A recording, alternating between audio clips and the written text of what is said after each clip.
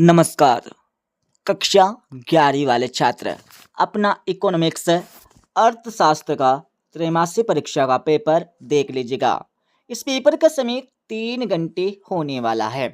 पूर्णांक 80 अंक और ये हमारा बिल्कुल रियल वाला पेपर है।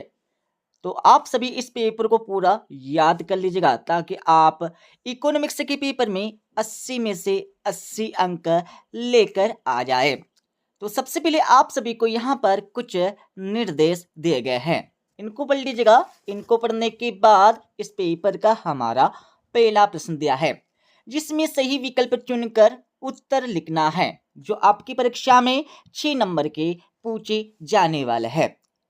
पहला आपका दिया है, भारत में योजना आयोग की स्थापना किस वर्ष की गई थी? तो पहले में करेक्ट आंसर आप सभी को लिखना होगा द वाला 1950 में। दूसरा देख लीजिएगा, सांख्यिकी के जन्मदाता है, तो दूसरे में करेक्ट आंसर आप सभी को लिखना होगा ब वाला एचएन वाल। तीसरा देख लीजिएगा, भारत में रेल सेवा प्रारंभ हुई थी, तो तीसरे में लिखना होगा स वाला 1853 में। चौथा देख लीजिएगा, निम्न में से कौन सी आर्थिक क्रिया है? तो चौथे में करेक्ट आंसर आप सभी को लिखना होगा द वाला इनमें से सभी। पांचवा आपका दिया है, जब आंकड़ों को समय के आधार पर वर्गीकृत किया जाता है तो इसे कहा जाता है। तो इसे क्या कहा जाता है ये आप सभी को बताकर लिखना है। तो पांचवे में करेक्ट आंसर आपको लिखना होगा ब वाला। छठा देख लीजिएगा, तृतीय क्षेत्र में शामिल है, तो तृतीय क्षेत्र में कौन शामिल है यह आप सभी को बताकर लिखना है। छठे में करेक्ट आंसर आपको लिखना होगा अ वाला सेवाएं। दूसरा प्रश्न देख लीजिएगा, इस प्रश्न में आप सभी को रिक्त स्थानों की पूर्ति करके लिखना है, जो आपकी परीक्षा में 6 नंबर के पूछे जाने वाले हैं। पहला देख लीजिएगा, पूंजीवादी अर्थव्यवस्था में प्रत्येक साहसी अपने लाभ को क्या करना चाहता है? तो पहले में आपको लिखना होगा अधिकतम करना चाहता है। अधिकतम आपको पहले का उत्तर लिखना है। दूसरा देख लीजिएगा, भारत में स्वतंत्रता के 50 पहली जनगणना वर्ष में हुई थी, तो दूसरे में आपको लिखना होगा 1951 में हुई थी। तीसरा देख लीजिएगा, नियोजित आर्थिक व्यवस्था में आर्थिक सत्ता का क्या हो जाता है? तो तीसरे में आपको लिखना होगा केंद्रीयकरण हो जाता है। चौथा देख लीजिएगा, स्वतंत्र भारत में किस अर्थव्यवस्था को अपनाया गया है? तो चौथे में आपको लिखना होगा मिश्रित। मिश्रित आपको चौथे का उत्तर लिखना है। पांचवा देख लीजिएगा, केंद्रीय प्रवृत्ति का सर्वश्रेष्ठ माप क्या है? तो पांचवे में आप सभी को लिखना होगा माध्य। छठा देख लीजिएगा, वर्गीकरण और सारणीयन एक दूसरे के कैसे होते हैं? तो छठे में आपको लिखना होगा पूरक। पूरक होते हैं। अब आप सभी तीसरा प्रश्न देख लीजिएगा, जिसमें सत्य अथवा असत्य बता के लिखना है, जो आपकी परीक्षा में 6 नंबर के पूछे जाने वाले हैं।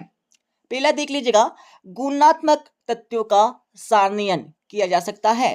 तो बिल्कुल किया जा सकता है, सत्य हो जाएगा। दूसरा आपका दिया है, वर्गीकरण काल्पनिक आधार पर नहीं हो सकता है, तो दूसरा हमारा सत्य हो जाएगा। तीसरा आपका दिया है, सरकारी प्रकाशन द्वितीयक समंक होते हैं, तो बिल्कुल होते, सत्य हो जाएगा। चौथा आपका दिया है, सूचक स्वयं प्रश्नावली भरते हैं, तो बिल्कुल भरते, सत्य हो जाएगा। छठा आपका दिया है, जटिल तथ्यों को सांख्यिकी सरल रूप में प्रस्तुत करती है, तो बिल्कुल करती है, सत्य हो जाएगा। छठा आपका दिया है, समंक तथ्यों के समूह होते हैं, तो बिल्कुल होते, सत्य हो जाएगा। अब आप सभी चौथा प्रश्न देख लीजिएगा, जिसमें सही जोड़ी का मिलान करके लिखना होगा, जो आपकी परीक्षा में 7 नंबर की पूछी जाने वाले हैं। तो सही जोड़ी का मिलान कर लीजिएगा। राष्ट्रीय आय की गणना, इसमें आपको लिखना होगा दादाभाई नौरोजी। दूसरा आपका दिया है, भारत में प्रथम जनगणना, तो दूसरे में आपको लिखना होगा 1881। तीसरा आपका दिया है, औद्योगिक नीति, तो तीसरे में लिखना होगा 1965। राष्ट्रीय विकास परिषद का गठन, इसमें आपको लिखना होगा 1952। उद्योग निर्माण, इसमें आपको लिखना होगा द्वितीयक क्षेत्र। सेज नदी का प्रारंभ, इसमें आपको लिखना होगा 1869। संची आवृत्ति वृक्क, इसमें आपको लिखना होगा ओजाइव वृक्क। तो इस प्रकार से सही जोड़ी का मिलान हो जाएगा। अब आप सभी पांचों प्रश्न देख लीजिएगा, जिसमें एक शब्द अथवा एक वाक्य में इन प्रश्नों के उत्तर देने होंगे, जो आपकी परीक्षा में 7 नंबर के पूछे जाने वाले हैं। पहला देख लीजिएगा, वर्तमान में आर्थिक क्रियाओं का मुख्य आधार क्या है? तो पहले का उत्तर आपको लिखना होगा उत्पादन। उत्पादन के बाद आपको लिखना होगा उपभोग और आपको लिखना होगा निवेश। ठीक है, लिख लीजिएगा। और दूसरा आपका दिया है अर्थशास्त्र का जनक कौन है? तो दूसरे में आपको लिखना होगा एडम स्मिथ, लिख लीजिएगा। और तीसरा आपका दिया है आर्थिक क्रिया से क्या अभिप्राय है? तो आप सभी को आर्थिक अभिक्रिया या क्रिया से जो हमारी क्रिया है इसकी परिभाषा आप सभी को देना होगा। तो इसको उत्तर आपको बता देंगे इस वीडियो के लास्ट में। चौथा आपका दिया है एक वचन में सांख्यिकी को क्या कहा जाता है? तो क्या कहते हैं ये आप सभी को बताकर लिखना है। तो चौथी में आपको लिखना होगा, लिख लीजिएगा, सांख्यिकी विधियों का विज्ञान, विधियों का विज्ञान। और पांचवा आपका दिया है अनुसंधानकर्ता द्वारा एकत्रित समंक क्या कहलाते हैं? तो पांचवें में आपको लिखना होगा प्राथमिक, प्राथमिक समंक कहलाते हैं। छठा आपका दिया है उस सांख्यिकी विधि का नाम बताइए जो कम खर्चीली है। तो छठे में आपको लिखना होगा प्रतिदर्श विधि। छठा आपका दिया है भारत में जनसंख्या की गणना के लिए कौन सी विधि अपनाई जाती है? तो भारत में जनसंख्या की गणना के लिए कौन सी विधि का उपयोग या अपनाई जाती है, या आप सभी को बताकर लिखना है। तो लिख लीजिएगा, सातवें में आपको लिखना होगा सर्वेक्षण विधि। अब आप सभी देख लीजिएगा 2-2, 3-3 एवं 4-4 नंबर के प्रश्न, सभी के उत्तर आपको बता देंगे इस वीडियो के लास्ट में। जैसे कि हमारा छठा दिया है अर्थशास्त्र के विभागों के नाम आपको लिखना होगा। तो आपका दिया है राजस्व से आप क्या समझते हैं, इसकी परिभाषा आपको देना है। सातवां आपका दिया है आर्थिक समस्याओं के कारण बताना होगा। अथवा आपका दिया है सांख्यिकी क्या है, इसके बारे में आपको बताना है।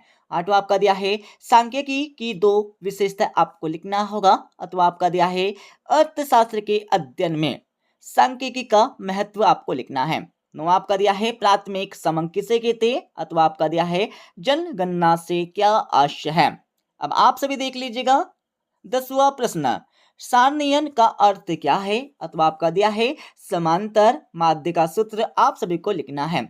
11वां आपका दिया है एक आदर्श माध्य के गुण आपको लिखना होगा। अथवा आपका दिया है चतुर्थक विचलन किसे कहते हैं, इसके बारे में आप सभी को बताकर लिखना है। 12वां आपका दिया है बाजार अर्थव्यवस्था का अर्थ बताकर आपको लिखना होगा। अथवा आपका दिया है आर्थिक नियोजन से क्या आशय है, इसके बारे में आप सभी को बताकर लिखना है। 13वां देख लीजिएगा राष्ट्रीय आय का अर्थ आपको बताना है। अथवा आपका दिया है सतत विकास से क्या आशय।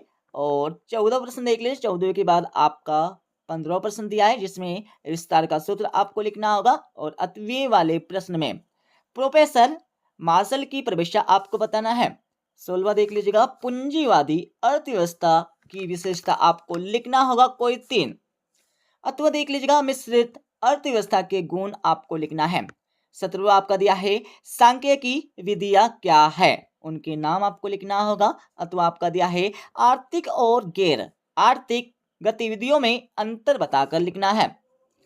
18वां देख लीजिएगा प्राथमिक आंकड़ों एवं द्वितीयक आंकड़ों में अंतर बताकर आपको लिखना है। अथवा आपका दिया है जनगणना विधि द्वारा सर्वेक्षण में आने वाली समस्या आपको बताकर लिखना है। 19वें प्रश्न में आप सभी को आंकड़ों का समांतर माध्य ज्ञात करना है।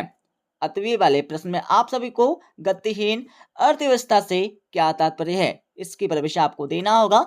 क्या ब्रिटिश शासन के दौरान भारतीय अर्थव्यवस्था गतिहीन थी? इसके बारे में आपको समझाकर लिखना है। 20वां देख लीजिएगा, 20वें के बाद आपका 21वां प्रश्न दिया है, ठीक है, 22वां और 23वां पूरा देख लीजिएगा। और अब मैं इस पेपर का फुल सॉल्यूशन आप सभी को बता देता हूं। सबसे पहले तो आप सभी क्वेश्चन नंबर 5 का जो हमारा तीसरा प्रश्न था उसका उत्तर देख लीजिएगा, ठीक है, जिसमें आर्थिक क्रिया की परिभाषा आपको देना होगा, ठीक है, लिख लीजिएगा अपने रफ कॉपी में। और अब मैं आप सभी को बता देता हूं 6 से लेकर 23 तक के प्रश्नों के उत्तर। तो ये हमारा 6ठे प्रश्न का उत्तर हो जाएगा, ठीक है, पढ़ लीजिएगा पूरा का पूरा। और इसके साथ ही आगे हम चलने वाले हैं। तो आप सभी को 6ठे प्रश्न का अतवी का उत्तर यहाँ से मिल जाएगा। इसके साथ ही आगे हम चलने वाले, तो आप सभी को 7वें प्रश्न का उत्तर यहाँ पर दिया गया है। 7वें के बाद आगे हम चलने वाले, तो आप सभी को 7वें प्रश्न का अतवे का उत्तर यहाँ से मिल जाएगा। इसके साथ ही आप सभी देख लीजिएगा 8वें प्रश्न का उत्तर। 8वें के बाद आगे हम चलेंगे, तो आप सभी को 8वें प्रश्न का अतवे का उत्तर यहाँ से मिल जाएगा। इसके साथ ही आप सभी देख लीजिएगा 9वें प्रश्न का उत्तर। 9वें के बाद आगे हम चलने वाले, तो आप सभी को मिल जाएगा 9वें प्रश्न का अतवे का उत्तर। और आप सभी देख लीजिएगा 10वें प्रश्न का उत्तर। 10वें के बाद आगे हम चलेंगे, तो आप सभी को 10वें प्रश्न का अतवे का उत्तर मिल जाएगा, जिसमें समांतर माध्य ज्ञात करने का सूत्र आप सभी को बताना है। इसके साथ ही आप सभी देख लीजिएगा 11वें प्रश्न का उत्तर, जिसमें एक आदर्श माध्य के गुण आपको बताना है, ठीक है। इसके साथ ही आप सब देख लीजिएगा 11वें प्रश्न का अतवे का उत्तर। और आप सभी को मिल जाएगा 12वें प्रश्न का उत्तर। 12वें के बाद आगे हम चलेंगे, तो आप सभी को 12वें प्रश्न का अतवे का उत्तर यहाँ से मिल जाएगा, ठीक है। और आप सभी देख लीजिएगा 13वें प्रश्न का उत्तर। 13वें के बाद आगे हम चलने वाले, तो आप सभी को मिल जाएगा 13वें प्रश्न का अतवे का उत्तर। इसके साथ ही आप सभी देख लीजिएगा 14वें प्रश्न का उत्तर। 14वें के बाद आगे हम चलेंगे, तो आप सभी को 14वें प्रश्न का अतवे का उत्तर यहाँ से मिल जाएगा। इसके साथ ही आगे हम चलने वाले हैं, तो 15वें प्रश्न का उत्तर आपको यहाँ से मिल जाएगा। 15वें के बाद आगे हम चलेंगे, तो आप सभी को 15वें प्रश्न का अतवे का उत्तर यहाँ से मिल जाएगा, ठीक है। और आप सभी देख लीजिएगा 16वें प्रश्न का उत्तर। 16वें के बाद आगे हम चलेंगे, तो आप सभी को 17वें प्रश्न का अतवे का उत्तर यहाँ से मिल जाएगा, जिसमें आर्थिक क्रियाएं तथा गैर आर्थिक क्रियाओं में अंतर बताना है। इसके साथ ही आप सभी देख लीजिएगा 18वें प्रश्न का उत्तर। 18वें के बाद आप सभी को मिल जाएगा 19वें प्रश्न का उत्तर। 19वें के बाद आप सभी देख लीजिएगा 20वें प्रश्न का उत्तर। 20वें के बाद आगे हम चलेंगे, तो आप सभी को 21वें प्रश्न का उत्तर यहाँ से मिल जाएगा। 21वें के बाद आप सभी देख लीजिएगा 22वें प्रश्न का अतवे का उत्तर, ठीक है। और आगे हम चलेंगे, आगे आपको आंसर नहीं मिलेगा। 23वें का आंसर आपको स्वयं अपने किताब से देखकर पढ़ लेना है, ठीक है। मिलते अगले वीडियो में।